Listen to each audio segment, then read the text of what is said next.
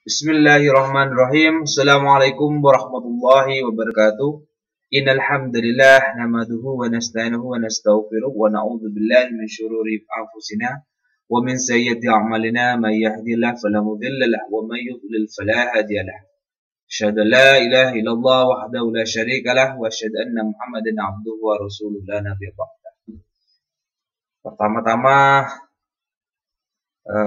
mari kita ucapkan puji syukur kepada Allah Subhanahu wa Ta'ala atas segala rahmatnya, nikmatnya, serta karunia-Nya yang diberikan kepada kita semua sehingga kita bisa melaksanakan perkuliahan online pada hari ini dengan keadaan sehat walafiat dalam mata kuliah perancangan kontrak ya yang akan kita bahas terkait tentang kontrak nominat pada hari ini, teman-teman.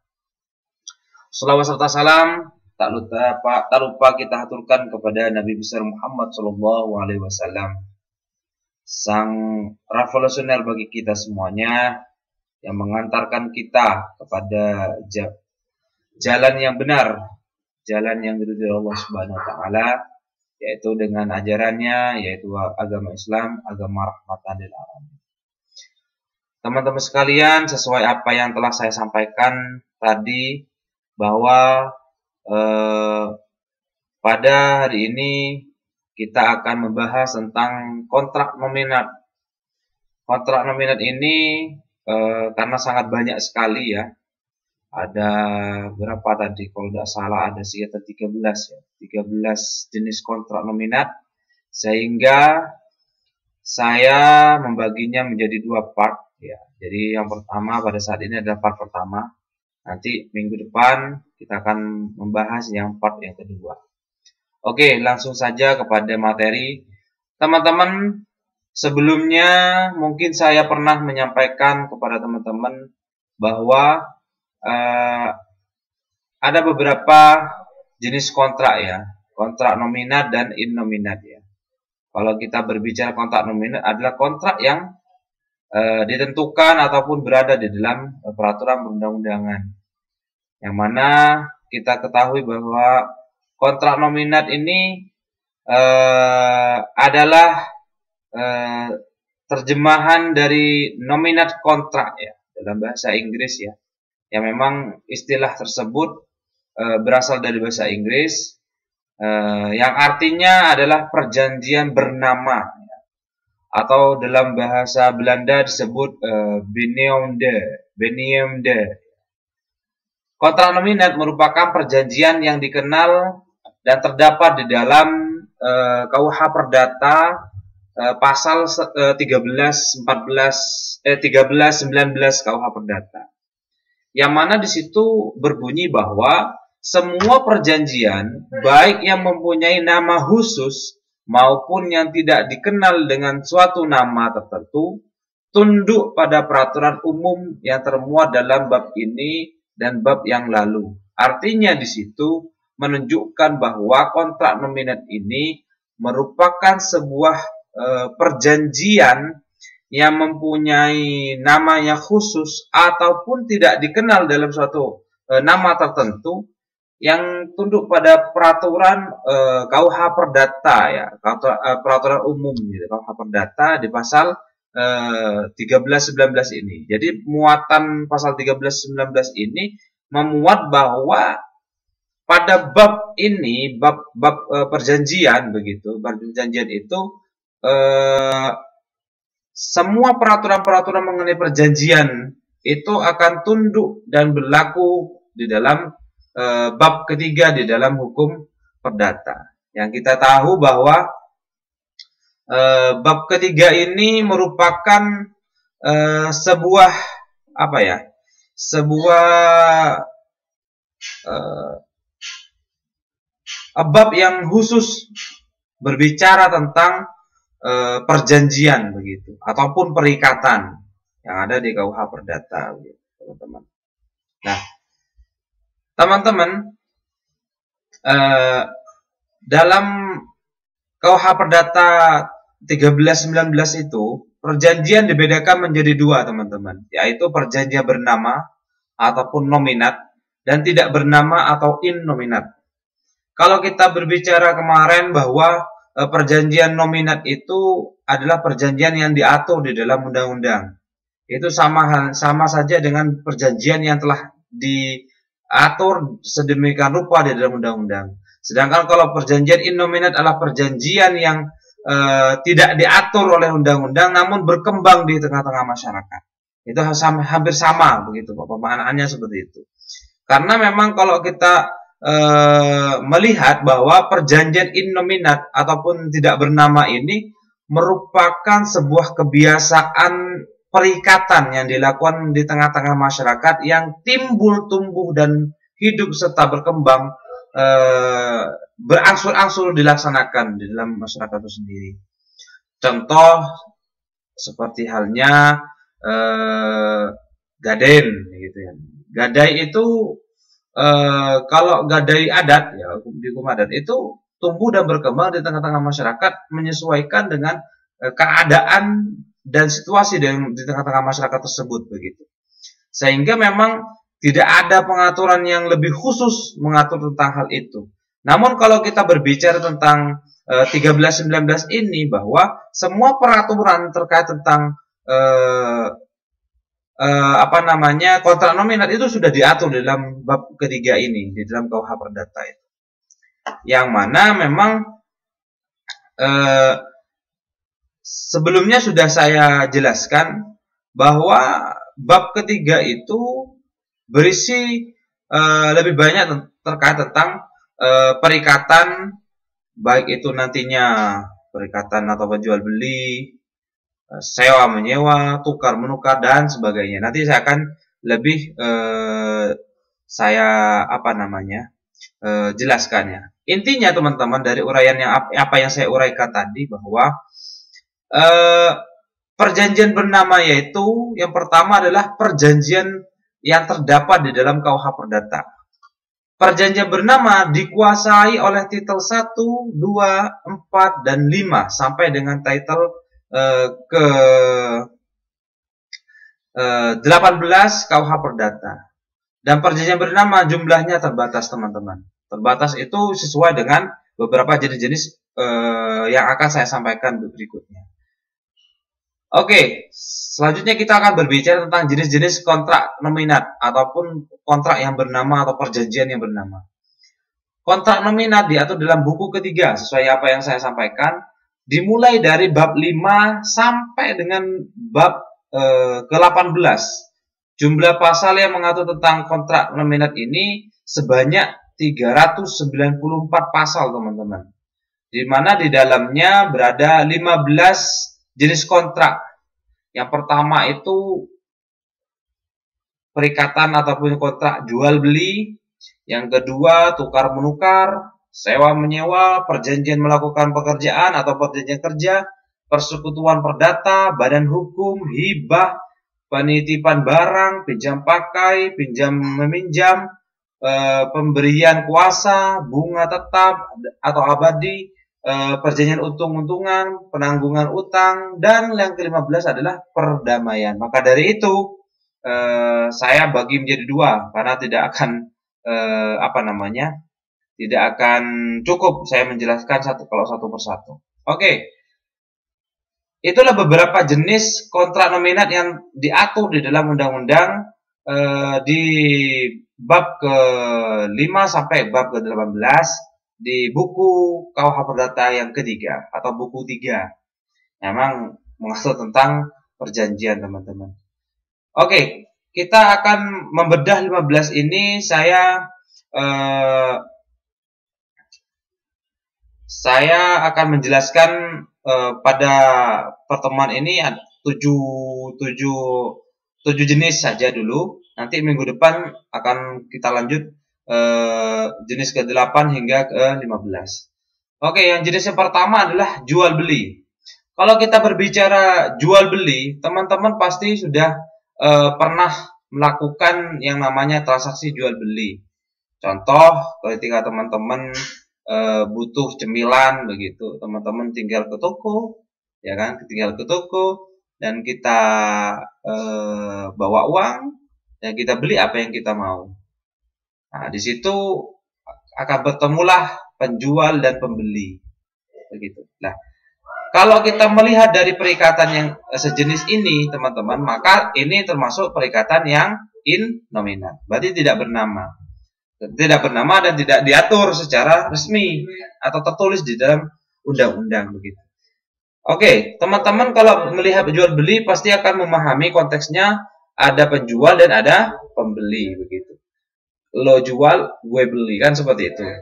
Namun secara istilah teman-teman, perjanjian jual beli ini berasal dari terjemahan dari contract of sale dari bahasa Inggris ya, yang bermakna perjanjian jual beli, kontrak ataupun kontrak jual beli. Sale itu adalah jual ya. Ya, perjanjian jual beli diatur di dalam 1457 KUH Perdata sampai 1450 KUH Perdata. Silakan nanti buka sendiri BW-nya, berkulit webnya untuk teman-teman yang ada di rumah ya. Oke, yang dimaksud dengan jual beli ini adalah suatu persetujuan dengan mana pihak ke satu mengikatkan dirinya untuk menyerahkan suatu kebendaan dan pihak yang lain membayar harga yang dijanjikan sesuai dengan 1457 KUH Perdata. Esensi dari definisi ini teman-teman bahwa ada penyerahan benda dan ada pembayaran harga. Artinya teman-teman, kalau kita melihat dari pemaknaan secara konkretnya begitu, bahwa jual beli itu ada sebuah persetujuan oleh para pihak, oleh kedua belah pihak yang mengikat dirinya atau mengikat di dalam aturan ataupun yang kita sebut sebagai undang-undang bagi mereka, perikatan, undang-undang yang berlaku bagi mereka. Karena kalau sudah kita melihat perjanjian pasti akan ada namanya prestasi begitu. Prestasi ini adalah merupakan undang-undang bagi mereka berdua. Kalau kita melihat selesainya kontrak kan sudah ada 4 itu kan gitu. Cuma di sini akan saya lebih jelaskan konkretnya tentang adanya sebuah persetujuan untuk menyerahkan suatu benda dan pihak lainnya membayar harga yang dijanjikan. Artinya ada yang menyerahkan bendanya, ada yang membayar harga dari benda tersebut dengan kata sepakat ya. Atau kata persetujuan dengan sepakat bersama. Jadi sama-sama menyepakati akan adanya penukaran. Yang satunya menyerahkan, yang satunya membayar. Itulah yang disebut dengan jual beli. Di beberapa definisi tentang perjanjian jual beli ya, di dalam 1497 NBW ataupun New Berkeley Red Book ya, perjanjian jual beli itu adalah persetujuan di mana penjual mengikat dirinya untuk menyerahkan kepada pembeli suatu barang sebagai milik atau agendum ya, yang menjaminnya atau wirjan wirjan ya, pembeli mengikat diri untuk membayar harga yang diperjanjikan. Artinya memang ini hampir sama dengan makna 1457 ya. Pas 1993 sama 1457 hampir sama. Ada 3 hal yang tercantum dalam definisi tersebut ya teman-teman. Yang pertama, mengikat dirinya, menyerahkan barang kepada pembeli dan menjaminnya serta membayarnya, membayar harga dari barang tersebut. Artinya di sini teman-teman, kalau kita membedah nomenklatur ini, di situ ada mengikat dirinya dengan barang kepada pembeli ya. Dan menjaminnya artinya harus ada penjaminan bahwa barang itu sesuai dengan apa yang didefinisikan atau apa yang disebutkan begitu, sehingga terjadinya sebuah kesepakatan. Yang ketiga adalah serta membayar harga. Ketika sudah ada kesepakatan, maka harus dibayar harganya. Berapa yang harus dibayar dari barang tersebut sebelum dia diserahkan begitu. Dan di beberapa perjanjian jual beli di bahasa Inggris ya, ataupun sesuai dengan istilahnya dari bahasa Inggris contract of sale itu perjanjian jual beli itu dibedakan menjadi dua, teman-teman. Yang pertama adalah sell itu aktual sell ataupun jual ya, dan agreement to sell. Agreement to sell itu adalah persetujuan untuk menjual. Aktual sell ini sorry ya, aktual sell itu bukan penjual ya, tapi sell itu harga begitu, sell. Jadi bisa dibedakan menjadi dua kalau kita melihat dari istilah yang dijelaskan di dalam contract of sale, yang memang ada istilah dari bahasa Inggris yang sebelumnya saya sebutkan di situ, bahwa ada yang memberikan harga dan ada persetujuan untuk menjualnya. Artinya persetujuan menjual itu adanya sebuah penyerahan barang ketika sudah dihargai seperti itu. Nah, itulah disebut sebagai perjanjian jual beli. Nah, jadi di sini teman-teman bisa kita tarik kesimpulan bahwa definisi tentang perjanjian perjanjian jual beli itu ada beberapa hal, ada beberapa unsur. Yang pertama, adanya subjek hukum, yaitu penjual dan pembeli. Yang kedua, adanya kesepakatan antara penjual dan pembeli. Kata sepakat, kata persetujuan, menyetujui tentang barang dan harga, tentang adanya barang dan harga. Yang dari ketiga, adanya hak dan kewajiban yang timbul antara pihak penjual dan pembeli. Ketika sudah ada kata sepakat, maka akan adanya hak dan kewajiban. Haknya adalah si penjual akan menyerahkan barang yang dihargai, dan si pembeli akan menerima barang tersebut dan menyerahkan harga yang telah disepakati ataupun penjualan, istilahnya itu harga nilai ya, nilai yang telah disepakati oleh pembeli akan diserahkan kepada penjual. Itulah hak dan kewajibannya. Namun juga tidak akan terbatas itu. Juga kalau kita melihat dari istilah dari perjanjian perjanjian dari contract of sale, di situ juga harus ada yang namanya penjaminan begitu. Ya, penjaminan. Penjaminan artinya barang itu bukan barang yang rusak begitu. Artinya memang dia jual sesuai dengan apa yang telah disepakati, apa yang telah ditawarkan dan apa yang telah disepakati. Kalau memang dia barangnya rusak, ya harus ngomong rusak. Kalau memang barangnya itu adalah barang yang bagus, ya bilang bagus. Kalau barangnya jelek, ya bilang jelek, kan seperti itu. Artinya penjual dan pembeli ini timbulnya akibat hukum. Akibat hukumnya adalah melaksanakan hak dan kewajiban tersebut, teman-teman. Oke, terus kapan momentum terjadinya kontrak jual beli ini, teman-teman? Pada dasarnya, teman-teman, terjadinya kontrak jual beli antara pihak penjual dan pembeli adalah pada saat terjadinya persesuaian kehendak dan pernyataan. Adanya ada sebuah konsensusisme ataupun kesepakatan di dalam kehendak dan pernyataan. Persesuaian kehendak dan pernyataan itu bisa ditemukan ketika sudah sama-sama antara mereka itu baik barang dan harga ya sudah sama-sama disepakati. Meskipun barang itu belum diserahkan maupun harganya belum dibayar lunas di dalam 1458 KUH Perdata. Artinya di sini, teman-teman, penyesuaian kehendak dan pernyataan ini adanya sebuah persetujuan dari penjual dan pembeli terkait masalah harga dan penyerahan barangnya seperti apa, sesuai dengan kualitas dan kuantitas dari barang yang akan diserahkan oleh penjual kepada pembeli seperti itu.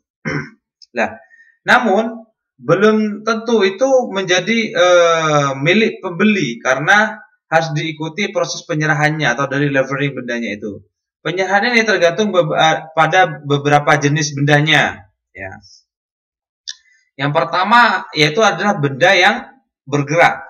Penyerahan benda bergerak dilakukan dengan penyerahan nyata dan kuncinya atas benda tersebut. Seperti saya contohkan benda bergerak ya seperti sepeda motor ataupun mobil.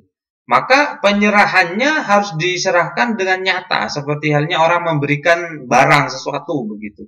Ataupun benda bergerak lainnya, seperti kalau kita jual beli perabotan furniture ya, seperti kursi dan yang lainnya, ataupun seperti halnya barang, kalau seperti saya jual beli kurung begitu.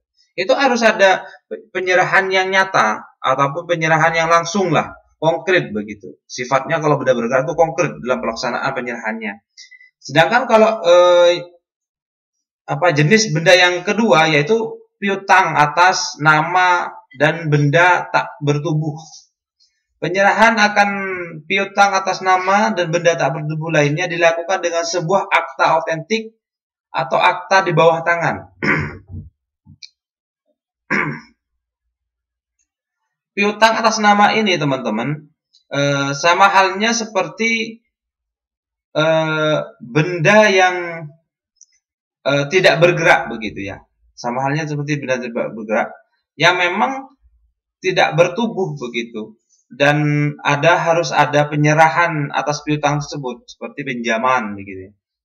Pinjaman kepada orang lain, jual beli uang begitu kan, atau atas nama orang lain begitu, yang tak bertubuh seperti itu. Yang memang harus dibuktikan dengan akta otentik, ataupun harus ada akta yang dikeluarkan oleh pejabat yang berwenang. Otentik itu kan maknanya adalah dikeluarkan oleh pejabat berwenang gitu.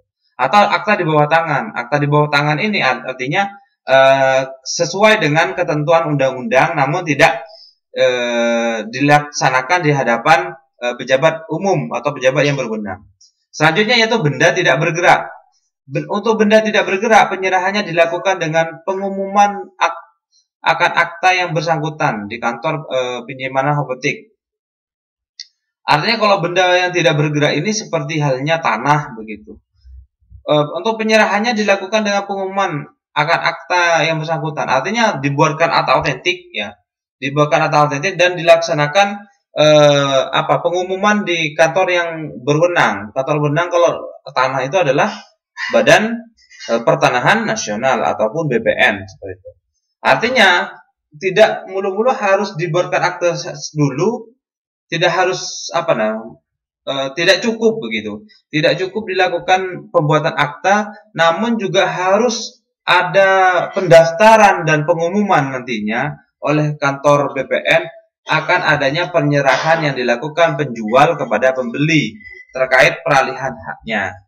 Ya, yang terakhir, selanjutnya itu benda barang yang sudah ditentukan di dalam pasal 1460 KUH Perdata. Benda yang sudah ditentukan dijual, maka barang itu saat terjadi pembelian menjadi tanggungan si pembeli walaupun barang itu belum diserahkan ya. Namun ketentuan ini telah dicabut oleh SEMA nomor 3 tahun 1963 sehingga ketentuan ini tidak dapat diterapkan secara tegas. Namun penerapannya harus memperhatikan yang pertama bergantung pada letak dan tempat bendanya barang itu, dan bergantung pada melakukan kesalahan atas musnahnya barang tersebut begitu. Selanjutnya yang E, benda menurut berat, jumlah atau ukurannya. Barang yang menurut berat, jumlah dan ukurannya tetap menjadi tanggungan si penjual hingga barang itu ditimbang, dihitung dan diukur. Jadi sejak terjadinya penimbangan, perhitungan dan pengukuran atas barang tersebut, maka tanggung jawab atas benda tersebut beralih kepada si pembeli. Yang terakhir, yang selanjutnya jual beli tumpukan 1462 KUH Perdata. Jika barang yang dijual menurut tumpukan, maka sejak terjadinya kesepakatan tentang harga dan barang, maka sejak itu barang tersebut menjadi tanggungan si pembeli walaupun barang itu belum ditimbang, dihitung dan diukur. Yang G, jual beli percobaan. Jual beli percobaan merupakan jual beli dengan syarat tangguh atau penangguhan begitu. Yang terakhir, jual beli dengan sistem panjar ataupun DP ya. Jual beli dengan sistem panjar merupakan suatu jual beli yang diadakan antara penjual dan pembeli. Di dalam jual beli itu pihak pembeli menyerahkan uang pajar ataupun DP atas harga barang sesuai kesepakatan antara kedua belah pihak tersebut. Jual beli dengan sistem ini salah satu pihak tidak dapat meniadakan pembelian dengan menyuruh memiliki atau mengembalikan uang pajar tersebut. Artinya ketika sudah DP tidak bisa ditarik kembali begitu. Itu beberapa jenis ya. Beberapa jenis penyerahan benda yang kita sebutkan sebagai momentum terjadinya jual beli begitu. Selanjutnya yaitu adalah subjek dan objek jual beli. Kalau kita melihat subjek dan objek jual beli, teman-teman, semua orang atau badan hukum dapat menjadi subjek dalam jual beli. Artinya semua orang yang cakap begitu ya, cakap hukum ya, dan subjek hukum yang badan hukum maksud saya, badan hukum itu bisa menjadi subjek sebagai subjek di dalam perjanjian jual beli, yaitu yang bertindak sebagai penjual dan pembeli dengan syarat yang bersangkutan telah sesuai dengan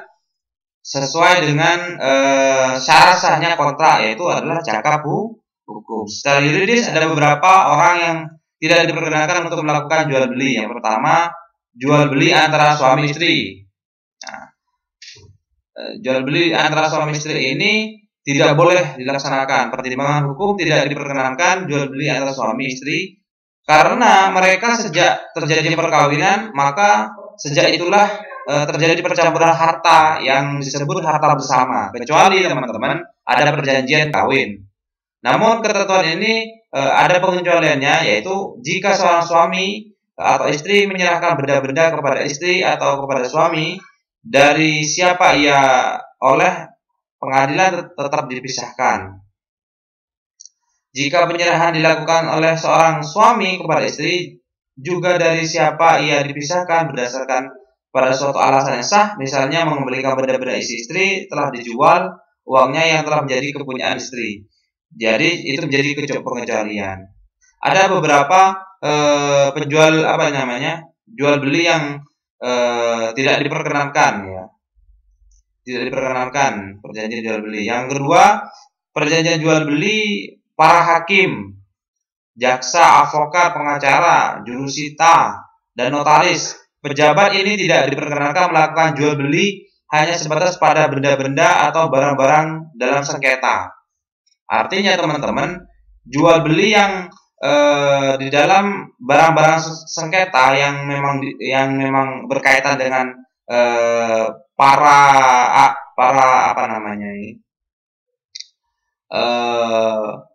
para profesional hukum begitu, seperti jaksa, hakim, pengacara, itu tidak diperkenankan untuk menjual ya. Apabila tetap dilakukan, maka jual beli itu dapat dibatalkan. Yang ketiga adalah pegawai yang memangku jabatan umum. Dimaksud dengan pegawai yang memangku jabatan umum di sini adalah membeli untuk kepentingan diri sendiri terhadap barang yang dilelang. Maksudnya itu dia sebagai pejabat umum, dia membeli barang yang akan dilelang untuk dirinya sendiri. Istilahnya dia itu adalah pejabat lelang yang membeli barang yang akan dilelang. Itu tidak boleh, itu dilarang. Yang dapat menjadi objek jual beli teman-teman adalah semua benda yang bergerak dan tidak bergerak menurut tumpukan, berat, ukuran, dan timbangannya. Sedangkan yang tidak diperkenankan untuk jual beli adalah benda atau barang orang lain. Barang yang tidak diperkenankan oleh undang-undang seperti narkotika, narkoba, seperti halnya jual beli ganja begitu, tidak boleh untuk dijual belikan, ataupun ada ketentuan yang tidak boleh dijual belikan sesuai dengan salah satu syarat sahnya kontrak ya. Yang terakhir adalah kalau saya halal begitu.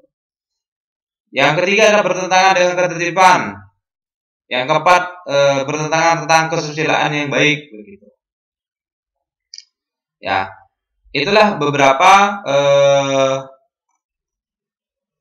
subjek dan objek dari jual beli. Artinya teman-teman, semua orang bisa menjadi subjek hukum apabila dia sudah cakap, kecuali beberapa ketentuan yang tidak diperkenankan untuk melakukan penjual belian atau perjanjian jual beli yang sudah saya sampaikan. Pertama, jual beli suami istri. Yang kedua, oleh para hakim, jaksa, ataupun orang-orang yang profesional dari bidang hukum, ya, dan notaris, ya, pegawai yang memangku jabatan umum tidak boleh, atau membeli barang atas nama dirinya sendiri tapi memakai jabatannya, itu tidak boleh.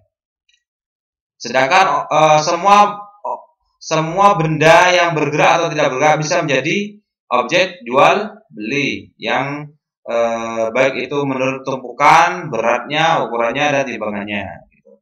Kecuali benda-benda yang tidak diperkenalkan, seperti halnya penjual belian narkotika ataupun barang haram lainnya, gitu. Selanjutnya, bentuk dan substansi perjanjian jual beli. Dalam KUH Perdata tidak ditentukan secara tegas tentang bentuk perjanjian jual beli. Bentuk perjanjian jual beli itu secara lisan maupun tertulis, ya.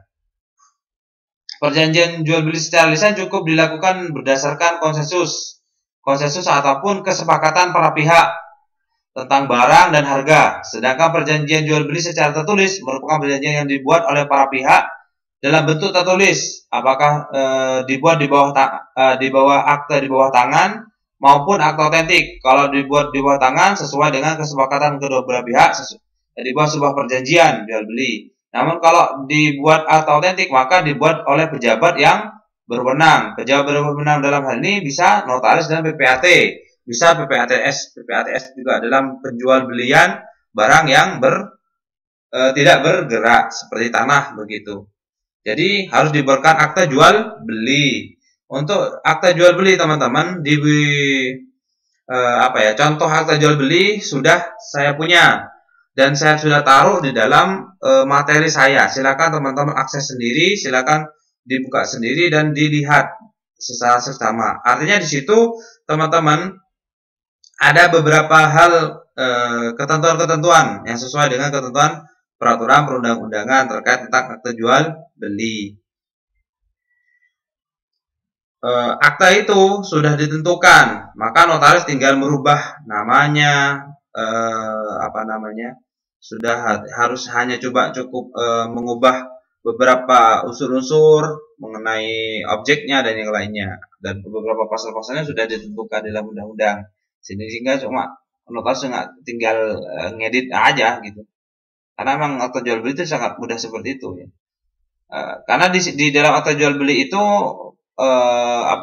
tercantum beberapa hal, ya, dalam akta itu. Pertama, tanggal dibuat perjanjian, subjek hukumnya, terus objek-objeknya yang jelas, apakah hak milik, HGU, HGB, apakah kalau memang belum menjadi hak milik, nomor persilnya berapa, kohirnya berapa, masih persil letak tanah itu nomor C-nya berapa, petok C-nya berapa, gitu, batas-batasnya bagaimana. Yang kedua, yang ketiga, yang keempat itu adalah harga jual belinya, dijual berapa. Tapi rata-rata ini banyak yang fiktif kalau jual beli ini. Saya cuma menceritakan aja, ya, banyak yang fiktif karena untuk tidak dikenakan pajak, begitu. Biasalah orang-orang. Yang kelima itu pengakuan dari penjual bahwa telah menerima uang, gitu. Yang keenam itu momentum penyerahan tanah, bagaimana bahwa tanah telah dijual, tidak dikenakan suatu sistem atau tersangkut tanggungan utang piutang. Ongkos pembuatan akta, saksi-saksi, di situ sudah dijelaskan juga terkait tentang hal-hal di dalam akta jual beli, gitu. Selanjutnya, hak dan kewajiban antara penjual dan pembeli. Apabila kesepakatan antara pihak penjual dan pembeli telah tercapai, maka akan menimbulkan hak dan kewajiban di antara para pihak. Yang menjadi hak penjual adalah menerima harga barang yang telah dijual dari pihak pembeli, sedangkan kewajiban pihak penjual adalah menyatakan dengan tegas tentang perjanjian jual beli tersebut, menyerahkan barang, ya, berkewajiban menanggung pembeli, artinya menjamin barang tersebut begitu ya. Wajib mengembalikan kepada si pembeli atau menyuruh mengembalikan oleh untuk memajukan tuntutan barang gitu. Mewajibkan menanggung terhadap cacat yang tersembunyi. Wajib mengembalikan harga pembelian diterima jika penjual mengetahui barang yang telah dijual mengandung cacat serta mengganti segala biayanya. Itu beberapa ketentuan-ketentuan yang harus dilakukan oleh pihak penjual, dan yang lainnya bisa teman-teman baca sendiri. Sedangkan kewajiban pembeli sebagai berikut: membayar harga yang telah disepakati, membayar bunga dari harga pembelian jika barang yang dijual yang diserahkan memberikan hasil begitu. Itu dua hal yang harus dilaksanakan oleh kewajiban pembeli. Ini menimbulkan hak dan kewajiban. Hak pembeli adalah menerima barang yang telah dibelinya, ya. Menerima barang yang telah dibelinya secara nyata maupun secara yuridis, artinya secara nyata, konkret, ataupun secara yuridis, secara kekuatan hukum yang tetap gitu. Nah, sedangkan kewajiban dari pokok penjual ada 3. Yang pertama menyerahkan barang, terima dokumen atau dokumen dalam jual beli, membedakan hak milik sesuai dengan pasal 30. Kewajiban penyerahan barang oleh penjual kepada pembeli meliputi terimakan barang kepada pengangkut pertama, terus kepada pembeli, merinci jenis-jenis barang yang dikirim, dan selanjutnya. Kewajiban pembeli memeriksa barang yang dikirim, membayar harga, menerima penyerahan barang seperti yang disebutkan di dalam kontrak ataupun sesuai dengan kontrak atau yang ada isi kontrak di dalam perjanjian begitu. Kewajiban pembeli untuk membayar harga barang termasuk tindakan mengambil langkah-langkah dan melengkapi dengan formalitas yang mungkin dituntut di dalam kontrak atau hukum dan peraturan untuk memungkinkan pelaksanaan pembayaran, pasal 54 ya. Oke, itulah hak dan kewajiban penjual dan pembeli. Untuk lebih konkretnya nanti teman-teman bisa melihat sendiri ya di dalam buku yang telah saya sampaikan. Oke, selanjutnya kita berbicara tentang penjual beli sudah paham teman-teman. Tukar menukar. Apa itu tukar menukar? Tukar menukar diatur dalam pasal 1541 sampai pasal 1548 KUH Perdata. Perjanjian tukar menukar adalah sesuatu persetujuan dengan mana kedua belah pihak mengikatkan dirinya untuk saling memberikan suatu barang secara timbal balik sebagai sesuatu ganti barang lainnya. Di dalam pasal 1451. Artinya di sini ada pertukaran barang antara kedua belah pihak begitu.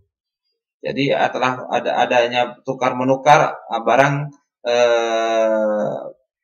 antara kedua belah pihak ya, sebagai sebuah perjanjian dan objeknya adalah barang begitu.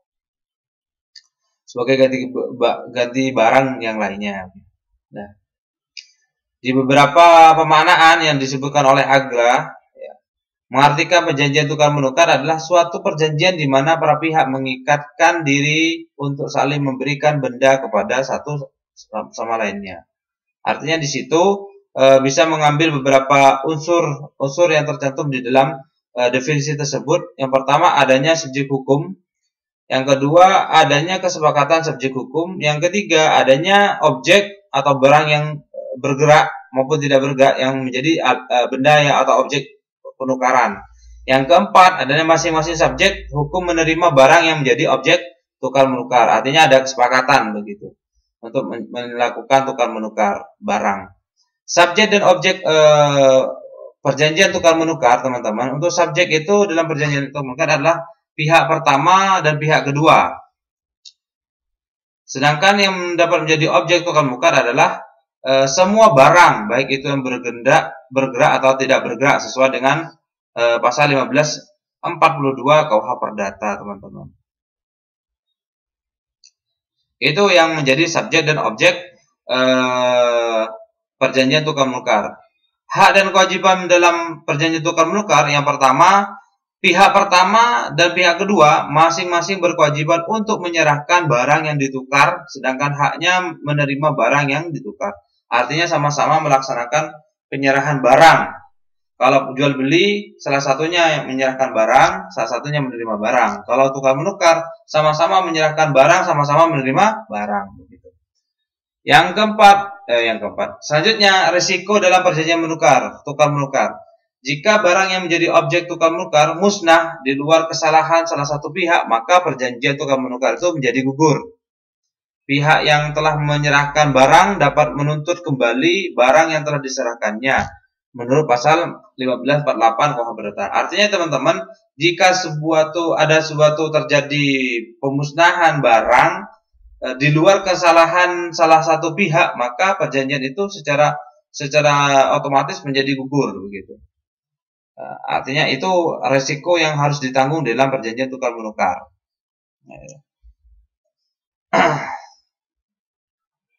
Dan mengenai tukar menukar ini sangat sedikit sekali ya di dalam KUH Perdata, karena memang saat ini sudah tukar menukar itu sudah tukar guling ya, jarang dilakukan oleh masyarakat Indonesia ya sendiri ya. Makanya tidak begitu banyak berkembang begitu.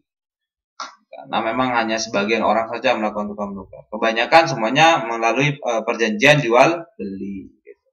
Dan makanya pasal di dalam KUH Perdata tentang tukar menukar itu masih sedikit ya. Makanya hanya terbatas mulai dari pasal 15 pasal 1 hingga 46. Jadi hanya 6 pasal terkait tentang tukar menukar. Selanjutnya yaitu tentang sewa menyewa. Sewa menyewa ini diatur di dalam 1548 teman-teman sampai 1600 KUH Perdata. Sewa menyewa adalah sesuatu perjanjian atau persetujuan dengan mana pihak yang satu mengikatkan dirinya untuk memberikan kenikmatan suatu barang kepada pihak lain selama waktu tertentu dengan pembayaran suatu harga yang disanggupi oleh pihak yang terakhir atau pihak kedua. Di dalam 1548. Artinya di sini teman-teman bahwa di situ ada seseorang yang mengikatkan dirinya ya untuk memberikan kenikmatan suatu barang kepada pihak lain dalam waktu tertentu dengan melakukan pembayaran suatu harga yang telah disanggupi oleh pihak terakhir. Artinya ada dua pihak begitu. Pihak pertama menyerahkan barang untuk dinikmati oleh pihak kedua. Ya, pihak kedua membayar membayar nilai barang tersebut, bukan membayar nilai barang, membayar nilai dari penikmatan benda tersebut begitu. Perjanjian sewa menyewa ya merupakan persetujuan untuk pemakaian barang sementara suatu benda, baik bergerak maupun tidak bergerak, dengan pembayaran suatu harga tertentu. Jadi adanya sebuah harga tertentu yang ditentukan. Seperti halnya sewa menyewa lahan parkir, sewa menyewa hotel, begitu. Jadi pihak pertama menyerahkan menyerahkan barang, ya, baik benda bergerak atau tidak bergerak. Dan pihak kedua menerima barang dan membayar harga menggunakan dari benda tersebut atau menikmati benda tersebut begitu. Itu yang disebut dengan pengertian perjanjian sewa menyewa.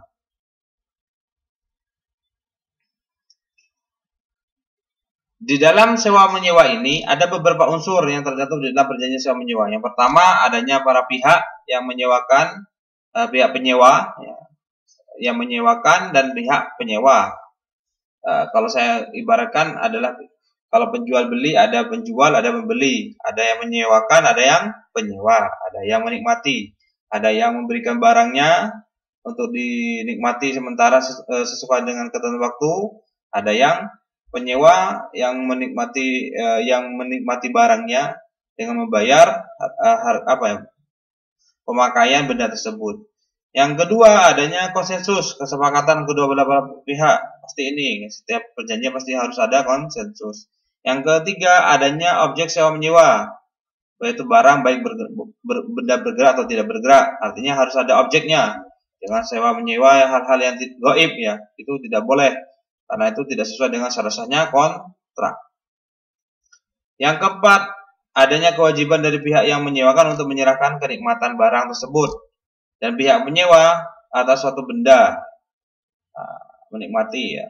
Yang kelima, adanya kewajiban dari penyewa untuk menyerahkan uang ataupun pembayaran kepada pihak yang menyewakan untuk membayar menikmati dari benda yang telah disewakan begitu. Subjek dan objek sewa menyewa untuk pihak yang terlibat dalam perjanjian sewa menyewa adalah pihak yang menyewakan dan pihak penyewa. Artinya baik itu baik itu adalah perseorangan ataupun badan hukum, teman-teman.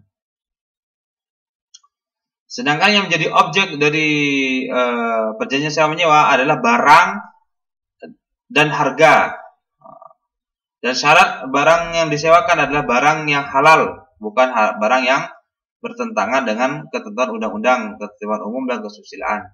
Itu menjadi objek benda yang bisa dinikmati, seperti halnya hotel, seperti halnya mobil begitu. Bukan seperti manusia, menyewa manusia begitu ya. Menggunakan kenikmatan seperti manusia dia PSK itu dilarang dan bertentangan dengan undang-undang. Jadinya orang yang menyewakan malah kena menjadi mucikari gitu, bisa dikenakan pidana gitu. Itu bukan hukum perdata lagi, namun kena pidana kalau sudah menyewakan menikmati kenikmatan yang seperti itu gitu. Oke, itulah subjek dan objek perjanjian sewa menyewa, teman-teman. Artinya di sini untuk objek itu harus kausa yang halal, tidak boleh bertentangan dengan undang-undang ataupun ketentuan ataupun hukum adat ya yang ada di masyarakat. Selanjutnya bentuk dan substansi perjanjian sewa menyewa. Berikut ini substansi perjanjian sewa menyewa antara beberapa para ahli ya mencantumkan perjanjian sewa menyewa adalah bangunan mall. Maksudnya saya itu di dalam KUH Perdata tidak secara tegas tentang bentuk perjanjian sewa menyewa yang dibuat oleh para pihak. Oleh karena itu perjanjian sewa menyewa dapat dibuat dalam bentuk tertulis ataupun lisan. Bisa dilaksanakan dengan tertulis ataupun bentuk lisan. Jadi saya menyewa, gitu. Kalau tertulis sesuai dengan kontraknya ataupun sudah ada struknya ya. Nanti ada jamnya berapa, sampai berapa jam begitu. Saya contohkan seperti sewa menyewa PS ya. Kalau saya menyewa PS kan cukup dengan lisan aja gitu. Tapi kalau saya sewa menyewa VCD begitu, kalau zaman dulu masih banyak sewa menyewa VCD ya. CD kaset itu ya. Itu kan ada bentuk tertulisnya gitu, dari jam berapa hingga jam berapa. Dalam perjanjian sewa menyewa bangunan khususnya dalam praktik dibuat dalam bentuk tertulis dan isi perjanjian itu dirumuskan oleh para pihak dan atau notaris. Akan tetapi yang paling dominan dalam menentukan substansi kontrak adalah dari pihak yang menyewakan, sehingga pihak menyewa berada pada pihak yang lemah. Dengan demikian semua persyaratan yang diajukan oleh para pihak yang menyewakan tinggal disetujui oleh pihak yang penyewa. Artinya di sini yang mempunyai kewenangan lebih yaitu adalah pihak yang menyewakan, karena ketentuannya harus ditentukan oleh pihak menyewa. Karena biasanya pihak penyewa tinggal tanda tangan saja, menyetujui saja, harganya sekian, hanya sekian sudah cukup gitu. Nah, ini masalah pihak menyewa ini bukan hanya dalam bentuk fasilitas saja ya. Sewa menyewa juga bisa dalam bentuk nantinya seperti barang benda yang tidak bergerak ya, seperti tanah begitu. Kalau bentuknya mau dibuat tertulis, tidak tertulis terserah. Kalau tertulis harus ada bukti tertulisnya gitu, baik itu di bawah tangan ataupun otentik ya. Kalau otentik harus notaris begitu.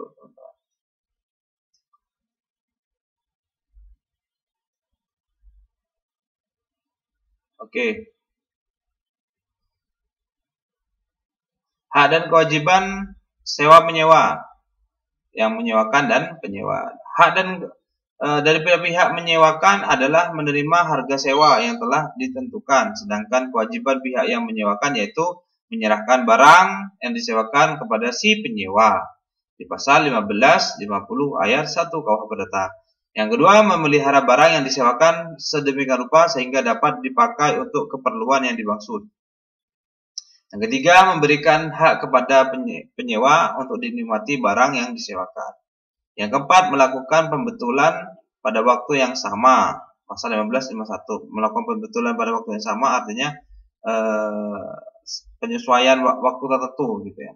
Yang kelima, menanggung cacat dari barang yang disewakan dari pihak tanggung jawab ataupun kewajiban dari yang menyewakan adalah menanggung cacat. Jadi kalau semuanya rusak oleh penyewa, tanggung jawabnya dari yang menyewakan begitu. Hak dari penyewa adalah menerima barang yang disewakan dalam keadaan baik. Artinya kalau barangnya tidak bagus, baik jangan disewakan begitu. Memakai barang sewa sebagai seorang kepala rumah tangga yang baik, artinya kewajiban memakai seakan-akan barang itu kepunyanya sendiri begitu. Yang kedua, membayar harga sewa pada waktu yang telah ditentukan. Kalau penyewa seperti halnya sewa menyewa kontrakan begitu kan. Risiko atau musnahnya barang. Risiko adalah suatu ajaran yang mewajibkan seseorang untuk memikul suatu kerugian. Jikalau ada suatu kejadian di luar kemampuan salah satu pihak yang menimpa benda yang menjadi objek perjanjian, dalam perjanjian sewa menyewa, barang itu berada pada pihak penyewa. Persoalannya apakah barang yang menjadi objek sewa itu hancur atau musnah yang bukan disebabkan oleh pihak penyewa. Terhadap hal ini dapat kita lihat ketentuan yang tercantum dalam pasal 1553 KUH Perdata. Musnah atau barang objek sewa dapat dibagi menjadi dua macam, yaitu musnah secara total dan musnah sebagian dari objek sewa. Kalau jika si penyewa itu musnah secara keseluruhan atau total di luar kesalahan pada masa sewa, perjanjian sewa menyewa itu gugur demi hukum, dan yang menanggung risiko atas musnahnya barang tersebut adalah pihak yang menyewakan menurut pasal 1553 KUH Perdata. Artinya pihak yang menyewakan akan memperbaikinya dan menanggung segala kerugiannya. Yang kedua, jika barang sewa hanya sebagian yang musnah, maka penyewa dapat memilih menurut keadaan akan meminta pengurangan harga sewa atau akan meminta pembatalan perjanjian sewa menyewa menurut pasal 1553 KUH Perdata. Pada dasarnya, pihak penyewa dapat menuntut kedua hal itu, namun ia tidak dapat menuntut pembayaran ganti rugi kepada pihak yang menyewakan.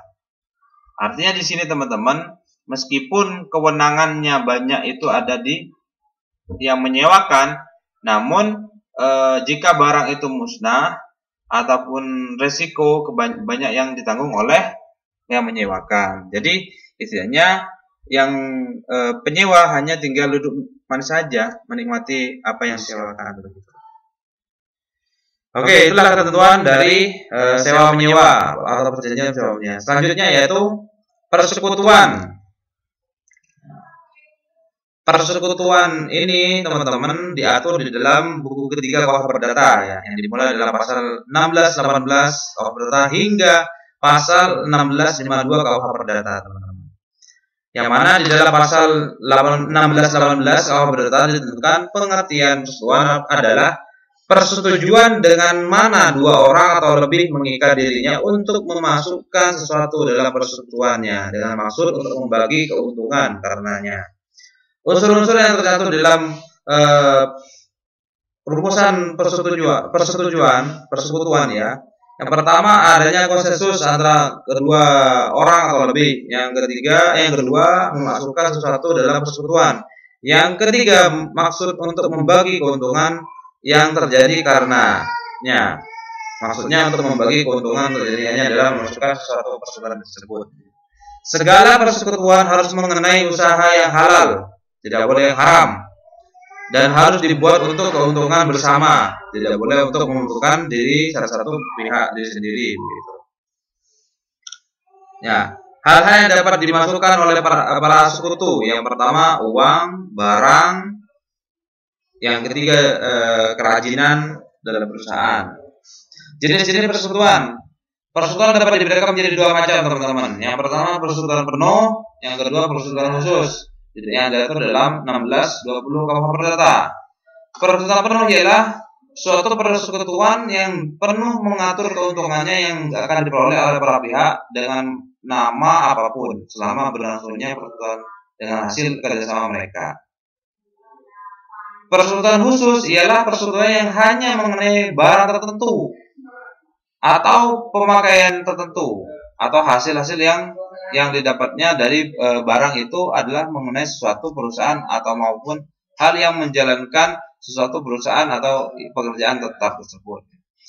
Sedangkan momentum terjadinya persekutuan, teman-teman, menurut 1624 KUH Perdata, bahwa persekutuan mulai berlaku sejak saat terjadinya persesuaian pernyataan kehendak antara para pihak sekutu, kecuali para sekutu menentukan hal yang lainnya. Artinya ketika adanya suatu pernyataan kehendak, persesuaian kehendak dan persesuaian kehendak dan pernyataan itu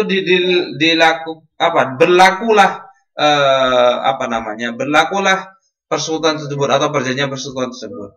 Hak dan kewajiban para sekutu. Yang pertama, kewajiban para sekutu ditentukan oleh 1625 sampai dengan 1641. Kewajiban adalah sebagai berikut, ya. Masing-masing sekutu berutang kepada persekutuan tentang segala apa yang disanggupinya. Yang kedua, masing-masing sekutu diwajibkan untuk memasukkan sejumlah uang kepada persekutuan. Yang ketiga, diwajibkan memberi perhitungan kepada perusahaan untuk keuntungan yang diperoleh dari kerajinan. Yang keempat, terakhir, masing-masing sekutu diwajibkan memberikan ganti rugi kepada persekutuan tentang kerugian yang diderita persekutuan yang diserahkan karena salahnya dari sekutu. Hak para sekutu utamanya adalah berhak untuk mendapatkan keuntungan. Artinya adanya persekutuan untuk keuntungan dari hasil yang sekutu didapatkan, ya. Berdasarkan kecilnya yang telah dimasukkan dalam persekutuan. Hubungan antara para sekutu dengan para pihak ketiga. Pada dasarnya tidak semua sekutu terikat pada pihak ketiga. Yang terikat hanyalah sekutu yang telah melakukan hubungan atau pembuatan hukum tersebut dan tidaklah mengikat sekutu yang lainnya, kecuali sekutu yang telah memberikan kuasa kepada orang yang tidak ada hubungannya. Berakhirnya persekutuan dalam telah ditentukan secara tegas dan rinci dalam pasal 1646 KUH Perdata, yaitu karena yang pertama telah wafatnya waktu yang telah ditentukan oleh para sekutu, artinya kadaluarsa telah berakhirnya persekutuan karena waktunya telah habis, begitu sesuai dengan kontrak. Yang kedua, musnahnya barang yang telah diselesaikan pembuatan yang menjadi pokok persekutuan. Artinya hilangnya atau musnahnya barang yang telah diselesaikan pembuatan persekutuan pokok. Yang ketiga, atas kehendaknya semata-mata ini dari beberapa orang atau sekutu untuk membubarkan diri, membubarkan persekutuannya. Yang keempat, meninggalnya salah satu sekutu dan ditaruh di bawah pengampuan atau dinyatakan pailit sebuah perusahaan tersebut. Yang kelima, salah satu dari pihak sekutu sakit terus-menerus, artinya tidak bisa menjalankan hubungan persekutuan lagi. Selanjutnya, badan hukum. Badan hukum adalah bahasa Belanda yang disebut dengan rechtsperson.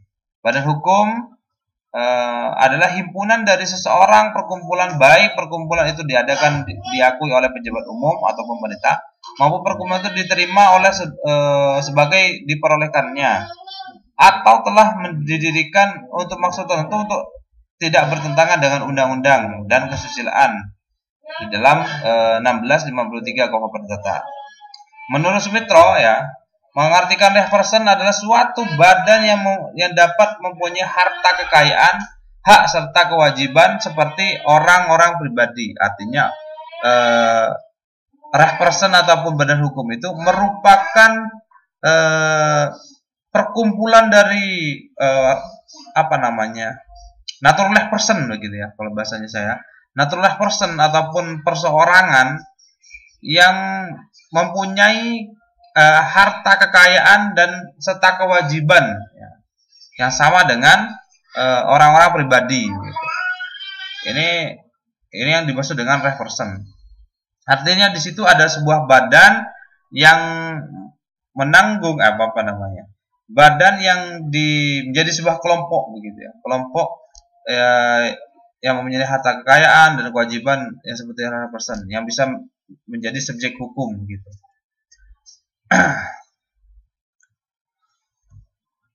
Nah,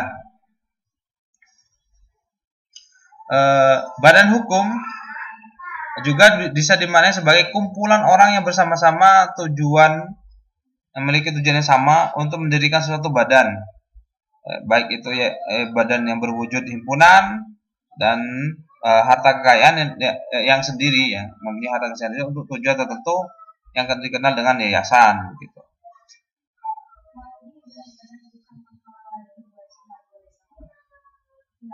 Dari beberapa penjelasan tentang badan hukum, ada beberapa unsur di dalam badan hukum tersebut. Yang pertama, unsur mempunyai tujuan tertentu, artinya setiap badan hukum harus memiliki tujuan tertentu. Yang kedua, mempunyai harta kekayaan, artinya setiap badan hukum harus mempunyai harta kekayaan untuk bisa melaksanakan kegiatan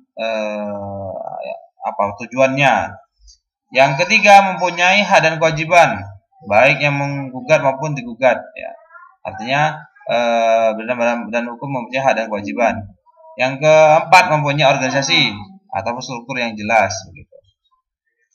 Dasar hukum badan hukum di dalam KUH Perdata ataupun dalam perundang-undangan yang mengatur tentang badan hukum dapat dilihat dalam beberapa peraturan perundang-undangan. Yang pertama, KUH Perdata ya. Dalam KUH Perdata itu terdapat 13 pasal yang mengatur tentang badan hukum, dimulai dari 1653 sampai dengan 1665.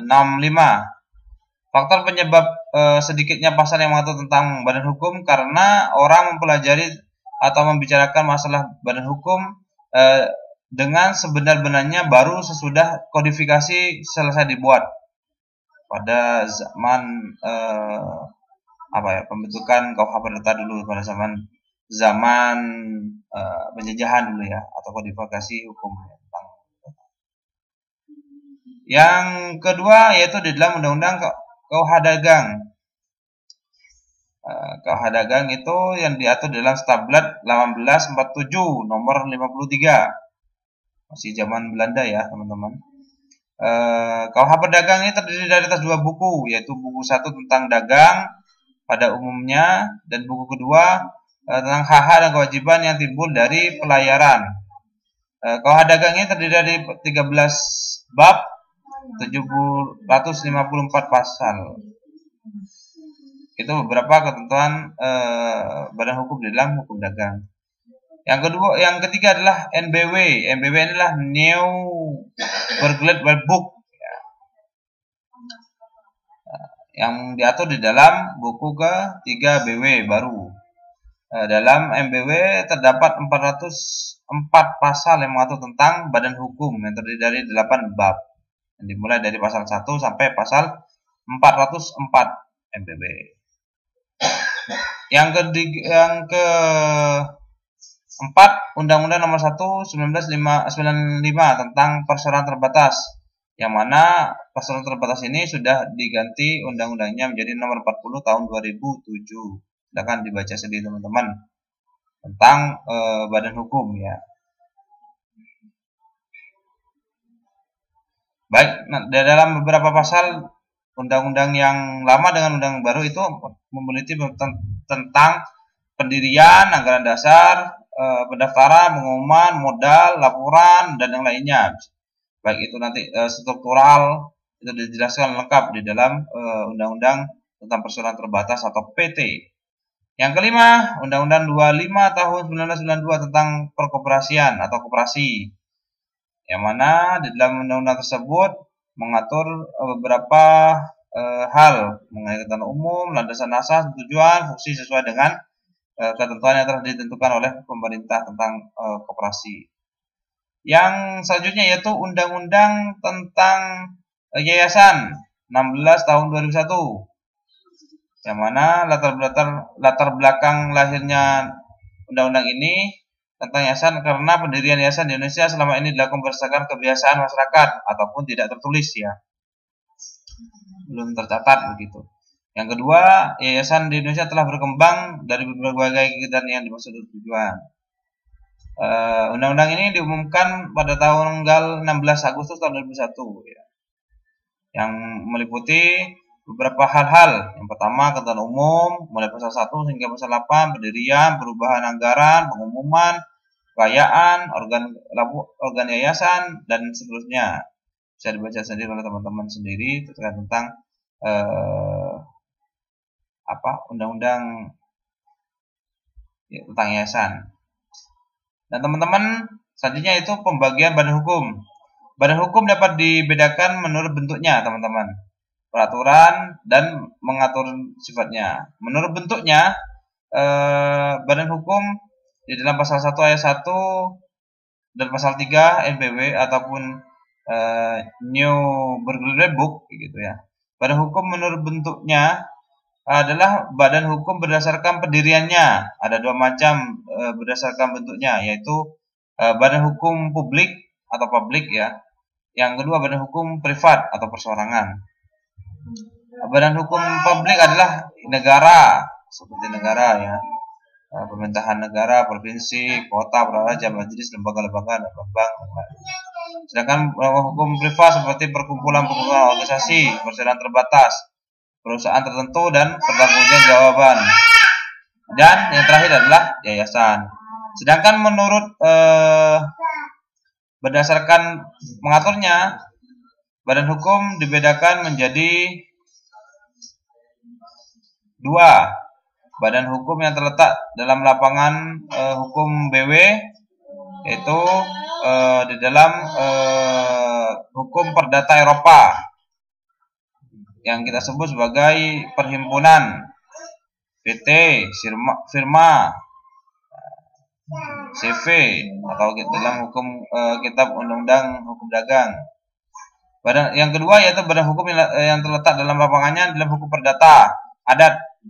Perdata adat, ya, yang pertama dalam hukum BW atau hukum perdata, yang kedua di dalam hukum perdata adat, yaitu seperti halnya Badan Hukum Bumi Putra, yang dibedakan menjadi tiga: Maskapai Adil Indonesia, Perkumpulan Indonesia yang didirikan menurut ketentuan Stablat, yang ketiga adalah Koperasi Indonesia. Nah, itulah badan hukum yang terletak pada hukum adat, ada kebiasaan dari masyarakat. Selanjutnya badan hukum menurut sifatnya. Menurut Utrecht, badan hukum menurut sifatnya itu dibagi menjadi dua macam, seperti korporasi, korporat, dan yang kedua adalah yayasan atau stichting. Di dalam hukum positif Indonesia ada dua jenis badan usaha yang telah diberi status yuridis sebagai badan hukum, yaitu perseroan terbatas dan koperasi. Sedangkan yayasan merupakan badan sosial, keagamaan, dan kemanusiaan yang telah mendapat status yuridis sebagai badan hukum sesuai dengan peraturan perundang-undangan yang berlaku. Kalau PT atau perseroan terbatas diatur dalam Undang-Undang 1 tahun 1994 dan YUTO ataupun ada perubahan di Undang-Undang Nomor 40 tahun 2007. Sedangkan untuk yayasan adalah menurut sesuai dengan ketentuan Undang-Undang Nomor 16 tahun 2001 tentang yayasan. Untuk pembentukan badan hukum baik perseroan terbatas dan yayasan pembentukannya harus berbentuk akte otentik, teman-teman. Harus berbentuk akte otentik, dan nantinya dari akte otentik itulah didaftarkan untuk dikeluarkan sertifikat sertifikat ke dalam Kemenkumham, di bawah naungan Kemenkumham ya. Jadi tidak cukup hanya mendirikan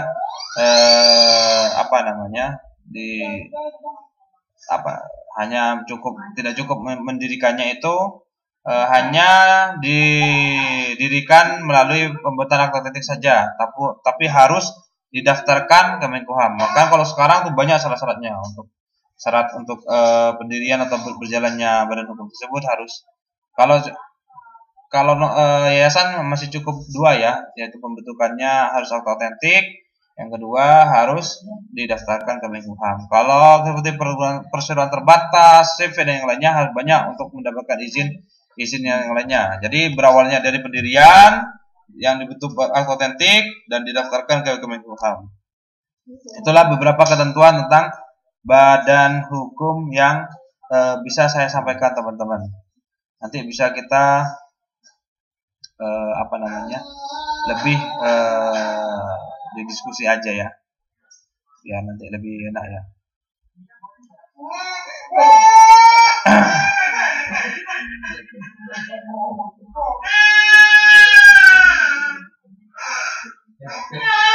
Oke, selanjutnya kita berbicara tentang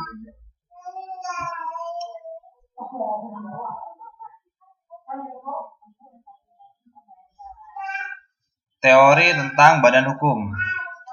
Ada 5 teori yang mengelaskan tentang badan hukum, teman-teman. Yang pertama teori fiksi. Teori fiksi ini berpendapat bahwa kepribadian hukum atas kesesuaian kesatuan-kesatuan daripada manusia adalah hasil khayalan. Kepribadian yang sebenarnya hanya ada pada manusia. Negara-negara, korporasi, dan lembaga-lembaga tidak dapat menjadi subjek dan hak-hak kepribadian menurut teori fiksi. Selanjutnya teori konsensi. Konsensi mengumumkan bahwa badan hukum dalam negara tidak memiliki kepribadian hukum kecuali diperkenakan oleh hukum itu sendiri di negara tersebut. Teori ini dikeluarkan atau dikemukakan oleh Greek. Teori Zurcher-Morgan yaitu menyatakan bahwa hak milik badan hukum dapat diperuntukkan dan mengikat secara sah pada tujuan-tujuan tertentu, tapi tanpa pemilik atau subjek tersebut. Yang selanjutnya teori kekayaan bersama, bahwa di sini teman-teman yang menjadi subjek hak badan hukum adalah manusia yang secara nyata dan di belakangnya anggota-anggota badan hukum, mereka yang mendapatkan keuntungan dari suatu yayasan. Yang kelima, yang terakhir adalah teori realis dan organik. Teori ini dikemukakan oleh Georg juga yang berpendapat bahwa badan hukum adalah suatu badan yang membentuk kehendaknya dengan perantaraan alat-alat atau organ-organ badan hukum tersebut. Itulah beberapa teori yang terkenal di dalam badan hukum. Ada 5 ya. Selanjutnya hibah, teman-teman. Nah, hibah perjanjian yang diatur dalam 1666, teman-teman, sampai 1693 di KUHP Perdata. Hibah adalah suatu persetujuan dengan mana seseorang menghibahkan, menyerahkan suatu barang secara cuma-cuma tanpa dapat menaiknya kembali. Artinya di sini ada seseorang yang melakukan penyerahan barang secara cuma-cuma dan tidak bisa ditarik kembali untuk kepentingan seseorang menerima barang tersebut di 1666 KUHP Perdata. Jadi teman-teman, hibah itu seperti halnya hadiah. Jadi hibah itu penyerahan suatu barang secara cuma-cuma tanpa ada timbal balik begitu. Dan tidak bisa ditarik kembali. Jadi ketika sudah dihibahkan, sudah akan turun pada orang tersebut. Jadi kalau untuk mengembalikan lagi harus dijual. Pada dasarnya perjanjian hibah merupakan perjanjian sepihak ya, karena tidak ada timbal balik. Karena yang paling aktif untuk melakukan perbuatan hukum tersebut adalah si penghibah. Sedangkan penerima hibah adalah orang yang pasif atau pihak yang pasif. Artinya yang penerima hibah tidak perlu melakukan kewajiban timbal balik begitu. Penerima hibah tinggal menerima barang yang telah diberikan. Ada beberapa unsur yang tercantum dalam perjanjian hibah. Yang pertama, adanya pemberi dan penerima hibah atau subjek hukum. Yang kedua, pemberi dan hibah menyerahkan barang kepada penerima hibah.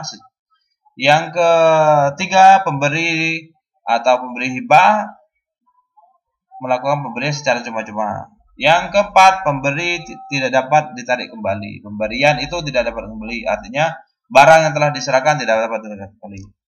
Pengertian tidak dapat ditarik kembali bahwa pemberian yang telah diberikan oleh pemberi hibah tidak dapat ditarik atau dicabut kembali dari penerima hibah. Untuk subjek dan objek hibah yang ada di dalam peraturan undang-undang bahwa penghibah atau penerima hibah dan yang menerima hibah atau penerima hibah itu adalah orang perorangan, ya, orang perorangan atau natural person, ya, yang mana harus sesuai dengan syarat adanya perjanjian hibah, ya. Yang pertama, perjanjian hibah hanya dapat dilakukan antara orang yang masih hidup di dalam 1666 ayat 2 KUH Perdata. Jadi tidak boleh melakukan perjanjian hibah dengan orang yang mati. Kalau sudah mati berarti itu sudah adalah warisan, ya, bukan hibah. Jadi kalau hibah itu hanya pada orang yang masih hidup. Perjanjian hibah hanya dibolehkan terhadap barang-barang yang sudah ada pada saat penghibahan terjadi. Artinya barang yang sudah konkret, barang yang tidak bergerak atau barang yang sudah bisa bergerak, gitu. Yang ketiga, perjanjian hibah harus dilakukan dengan akta notaris 1682. Jadi barang perjanjian penyerahan barang, ya, hibah atau objek hibah harus dilakukan dengan perjanjian notaris atau akta notaris, yaitu yang kita sebut sebagai akta hibah. Sebenarnya bukan notaris, sebenarnya PPAT. Kalau notaris sudah tidak bisa membuatkan perjanjian hibah, PPAT, ya, karena kalau bersangkutan dengan tanah. Pada prinsipnya perjanjian hibah tidak dapat dicabut kembali dan dibatalkan oleh pemberi hibah. Namun ada 3 pengecualian dalam penarikan kembali atau dibatalkan pemberian hibah. Yang pertama, jika syarat-syarat penghibahan tidak dipenuhi oleh penerima hibah atau tidak sesuai dengan syarat-syarat sahnya kontrak. Yang kedua, jika orang yang diberi hibah bersalah dan melakukan atau ikut melakukan usaha pembunuhan atau suatu kejahatan lain atas diri penghibah. Jadi tidak boleh orang penerima hibah itu orang yang melakukan kejahatan terhadap penghibah, baik itu melakukan kejahatan pembunuhan dan lainnya. Yang ketiga, jika pemberi hibah jatuh miskin sedangkan penerima hibah menolak untuk memberikan nafkah kepadanya. Artinya apabila telah dilakukan hibah dan ternyata penghibah itu malah lebih miskin daripada yang menerima hibah, jadi bisa ditarik kembali, ya, atau tidak memberikan nafkah kepada penerima hibah, begitu, ya. Selanjutnya, bentuk perjanjian hibah. Bentuk perjanjian hibah yang diatur dalam 1682 sampai 1687 KUH Perdata ditemukan bahwa suatu perjanjian hibah dikatakan sah apabila dilakukan dengan akta notaris atau notarial atau autentik yang asli disimpan oleh notaris. Ketentuan ini ada pengecualiannya, artinya bahwa perjanjian yang tidak perlu dibuat dengan akta notaris adalah seperti pemberian benda bergerak yang bersetubuh dan surat-surat penagihan hutang kepada si penunjuk dari tangan satu ke tangan lainnya. Penyerahan dengan tanpa akta tetap dikatakan sah, ya. Artinya di sini teman-teman, untuk bentuk perjanjian hibah harus berbentuk akta autentik. Nah, kecuali kecuali benda yang bisa bergerak, ya, pemberiannya yang bisa dilakukan atau bertubuh, ya, seperti penyerahan hewan ternak, gitu, atau seperti juga surat-surat penagihan utang. Itulah tentang bentuk perjanjian hibah yang ditentukan dalam KUH Perdata 1682. Oke lah, teman-teman, itu saja yang bisa saya sampaikan terkait tentang akta nominat pada saat ini yang sudah saya jelaskan dari awal hingga akhir, hingga saya jelaskan tentang perjanjian hibah begitu. Mungkin nantinya ada pertanyaan atau terkait dengan hal-hal yang lainnya terkait apa yang saya sampaikan ataupun materi yang telah saya sampaikan. Silakan teman-teman bisa nanti diskusi dan bisa japri kepada saya ataupun nanti diskusi di dalam grup WA ya. Oke, itu saja yang bisa saya sampaikan. Kurang lebihnya saya mohon maaf. Wallahu muwaffiq ila aqwamit thoriq. Wassalamualaikum warahmatullahi wabarakatuh.